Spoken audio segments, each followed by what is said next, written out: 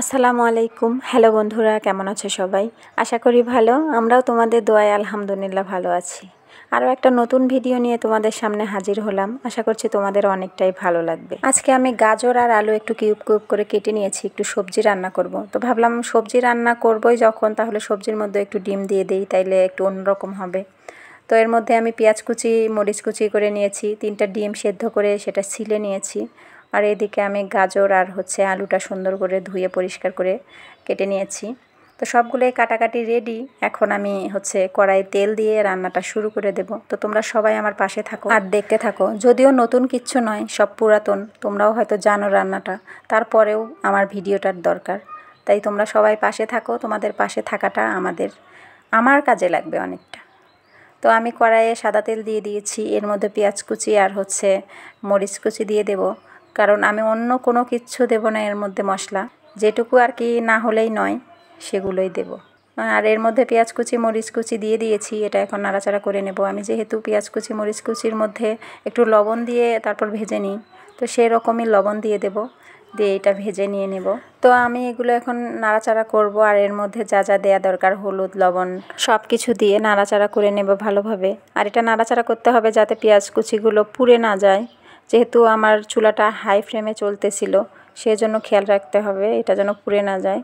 আর এর মধ্যে আমি সবগুলোই দিয়ে দিচ্ছিলাম, দেখো হলুদ দিচ্ছিলাম, লবণ দিচ্ছিলাম। আর আমার কাছে পেঁয়াজ ভাজার সময় লবণ দিলে মনে হয় পেঁয়াজটা একটু তাড়াতাড়ি ভাজা হয়ে যায়।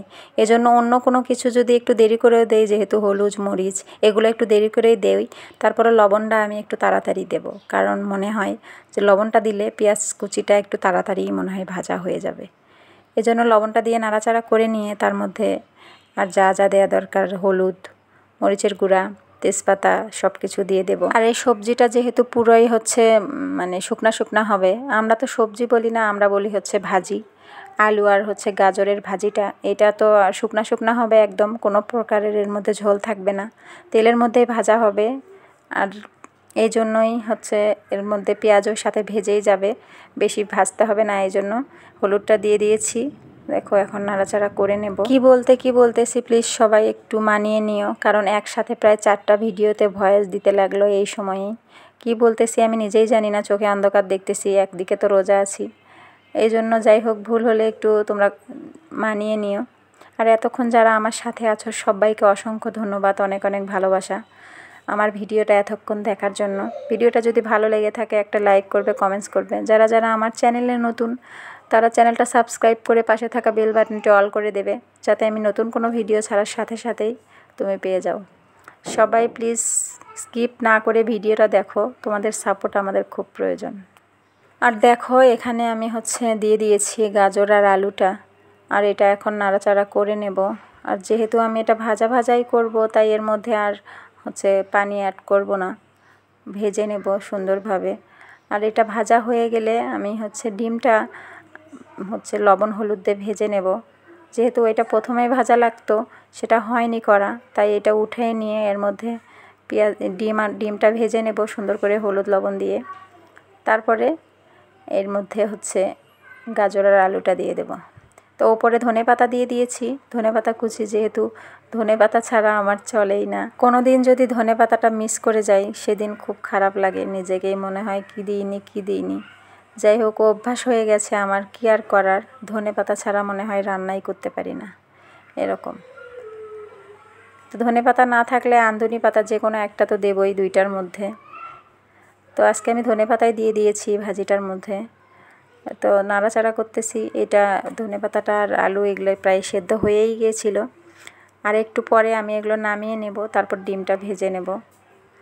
আর অনেকটাই সুন্দর কালার চলে এসেছিল দিনের বেলা, ওই জন্য দেখো কত সুন্দর কালার এসেছে, বোঝাই যাচ্ছে সুন্দর। এই যে এটা আমি এখন উঠাই নিচ্ছি, এর মধ্যেই আমি ডিমটা ভেজে নেব। এটা আগেই ভাজা লাগতো, আমার মনে ছিল না, এই জন্য পরে ভাজা লাগতেছে। তো সবগুলো উঠাই নিচ্ছি এখন। উঠাই নিয়ে এর মধ্যে হালকা একটু তেল দিয়ে দেব, তেল দিয়ে তার মধ্যে হলুদ দিয়ে ডিমটা সুন্দর করে ভেজে নেব। আর ডিম এমনি দিলে ওর কালারটা সাদা সাদা থাকে, এই জন্য যদি একটু ভেজে নেওয়া হয় তাইলে দেখতে ভালো লাগবে, একদম গাজরের আলুর সাথে মিক্সড হয়ে যাবে। তার কারণেই আমি ভেজে নিচ্ছি। অনেকেই ভেজে না নিয়ে এমনি ওর সাথে দিয়ে দেয়, তেলে নাড়াচাড়া করলে যেটুকু হলুদ লাগে ওইটাই হয়ে যায়, কিন্তু আমার কাছে মনে হয় একটু ভেজে নিলে তারপরে ভালো লাগবে, দেখতেও ভালো লাগবে, আর দেখতে ভালো লাগলে তো অবশ্যই খেতেও ভালো লাগবে। তো এর মধ্যে সামান্য পরিমাণ একটু হলুদ দিয়ে দিলাম, আর তার মধ্যে এখন ডিমগুলো দিয়ে দেব। দেখো আমি একটু হলুদটা সুন্দর করে গরম হয়ে গেলে এর মধ্যে দেখো ডিমও দিয়ে দিয়েছি। ডিমগুলো এখন একটু সুন্দর করে ভেজে নেব। ডিমগুলো যখন হচ্ছে কালারটা চেঞ্জ হয়ে যাবে, হলুদ হলুদ কালার চলে আসবে, তখন এটা হচ্ছে নামিয়ে নেব। আর আমিতে এখন এটা নামাতে লাগবে না, কারণ এর মধ্যেই আমি ভাজিগুলো দিয়ে দেবো, যেহেতু কড়াই ভাজিগুলো ছিলই। আমি এটা উঠিয়ে নিয়েছি। অন্য পাত্রে দিতে চেয়েছিলাম, কিন্তু পরে ভাবলাম এটাতেই দিয়ে দিই, কারণ এর মধ্যে তো ভাজি লাগবেই দিতে। এই জন্য ডিমগুলো ভাজা প্রায় শেষের দিকে, আর এর মধ্যেই আমি এখন হচ্ছে আলুগুলো ঢেলে দেব, দিয়ে একসাথে নাড়াচাড়া করে নেব। ডিমের কালারটা প্রায় চেঞ্জ হয়ে আসছে, দেখো সুন্দরভাবে ভাজা ভাজা হয়ে আসছে। তো এর মধ্যেই আমি এখন দিয়ে দেব ভাজিটা। আর এই সুন্দর কালারটার জন্যই এত কিছু, সাদাও দেয়া যায় তো, এই যে দেখো সুন্দর একটা কালার চলে এসছে, একটু সুন্দর ভাজা ভাজা হয়ে গেছে। এর মধ্যে আমি ভাজিটা দিয়ে দিলাম, আর এটা এখন সুন্দরভাবে নাড়াচাড়া করে নেব।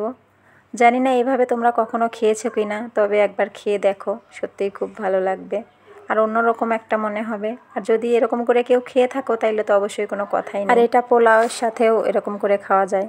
সবজি যেহেতু রান্নাই করতেছো, যদি মুরগির মাংস বা অন্য কিছু না দিতে চাও ওর মধ্যে, সবজির মধ্যে, তাইলে ডিমটা দিয়ে দিবে, একটা নতুনত্বও আসবে আর খেতেও ভালো লাগবে। তো যেহেতু আমি এটা হচ্ছে সবজি এমনি আমরা ভাত দিয়ে খাওয়ার জন্যই রান্নাটা করেছিলাম, পোলাওয়ের সাথে নয়, তো এটা পোলাওয়ের সাথে খাওয়া যাবে। তো এরকম করে রান্নাটা করে দেখো, সত্যিই ভালো লাগবে। আর এটা পানি দিয়ে সেদ্ধ না করে একটু তেলের মধ্যে ভাজা করার চেষ্টা করবে, একটু ভাজা ভাজা করার, তাইলে খেতে ভালো লাগবে। পানির মধ্যে দিলে এটা আলুটা অন্যরকম হয়ে যায়, একটু নরম হয়ে যায়, আর নাড়তে নাড়তে গলে যাবে। আর এটা যখন এমনি ভাজা হবে তখন অনেকটাই সুন্দর। তো সবাই ভালো থাকো, সুস্থ থাকো, তোমাদের ভালো থাকা কামনা করে আজকের ভিডিওটা আমি এখানেই শেষ করছি। আল্লাহ হাফেজ।